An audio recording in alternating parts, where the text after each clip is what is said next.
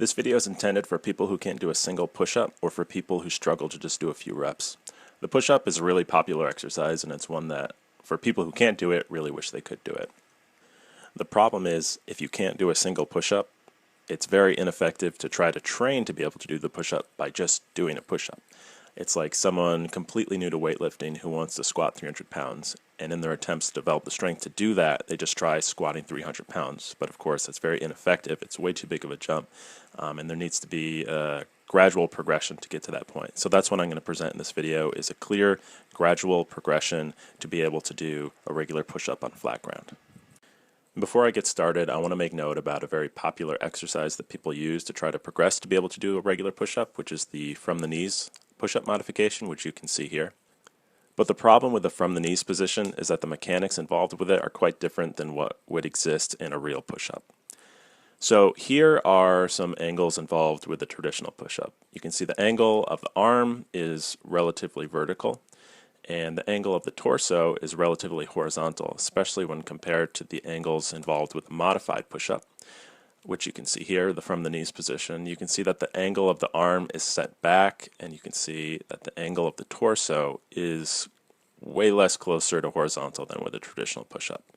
And going back to the picture of the traditional push-up, you can see that the leverage is quite different. You are supporting your body from your shoulder, through your hips, through your knees, to your ankle.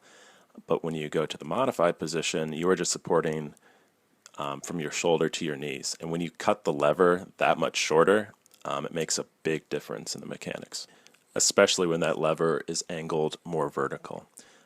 So there's a lot less core stabilization and really total body stabilization, and the overall pattern of muscle activation with the from the knees position is not specific enough to a real push-up. So essentially what I'm saying here is that the from the knees position is not an effective way to progress to a real push-up because the mechanics differ too greatly, and that there's no real progression. It just goes from the knees to on the toes, and for a lot of people that's too big of a jump. So all that being said, what is an effective way to progress to a regular push-up is the utilization of a step-up platform with risers underneath. And when you use this setup, you can do an incline push-up, and over time you can gradually remove risers from underneath the platform. So you're gradually, progressively moving closer and closer from a more vertical torso position down to a more horizontal position, allowing your body to develop the strength to eventually do a regular push-up on flat ground. And this method of progressing to a regular push-up is more effective than using the from the knees position because A, the mechanics are more similar to that of a regular push-up in that your knees are extended, supporting yourself on your toes, so you are learning to control that long lever as you do the push-up. And B, you have way more steps of progression. Instead of just going from the knees to on the toes, you can have as many as 12 steps that you could progressively move closer and closer to the regular push-up on flat ground. Here's the main concept behind this progression. The more vertical your torso position is, the lesser percentage of your own body weight you have to lift. And the more horizontal your torso position is, the greater percentage of your own body weight you have to lift.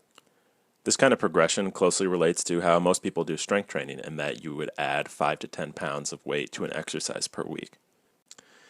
So the incline push-up utilizes this progression. So you start with a high position of the platform. You have several risers underneath. Over time you remove the risers so that your torso position becomes more and more horizontal, which means you're progressively lifting a greater and greater percentage of your own body weight.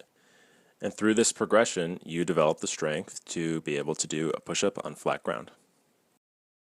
There are a couple safety precautions you should take when doing the incline push-up with the step-up platform. So if you are using 8 or more risers below the step-up platform, make sure to press the whole setup flush against the wall to make sure that it doesn't tip forward. And when you have the whole setup placed against the wall, make sure that you don't lower your head into the wall when you do the push-ups, because that is a danger. Once you progress to the point where you're using 7 or less risers below the platform, you can go ahead and move the whole setup away from the wall to make sure that you don't hit your head. For this whole incline push-up progression to eventually be able to do a regular push-up on flat ground, I've actually written out an entire program that you can use to achieve that goal. And the link to the program is in the description below. The program is simple, it's effective, it just involves doing incline push-ups 2 times per week. It's very specific, it tells you exactly where you need to start and how you need to progress. And it does take time and discipline, but it will get you to achieve the goal of being able to do an actual push-up, and not just one, but several sets of multiple reps. I think it's important for me to address the most common mistakes in the push-up. If you are using the incline push-up to progress to doing a flat push-up, you want to make sure that you are using good form. So I'm just going to address the 2 most common errors I see in the push-up and how to correct those errors. So here's the first error that I commonly see, which is an excessive arching of the lower back. This typically occurs because the individual is not engaging their core muscles to stabilize the spine. If the abdominal muscles aren't engaged, the spine gets stability by having the vertebrae just press against each other. And this is not a healthy position to use when doing the push-up, and it could cause injury to the lower back over time. To correct the excessive arching or sagging of the lower back, here are 3 techniques that you can use. So number 1, when you are in the extended top position of the push-up, you can actively press your shoulder blades and hands forward into the ground, and this will help engage the abdominal muscles.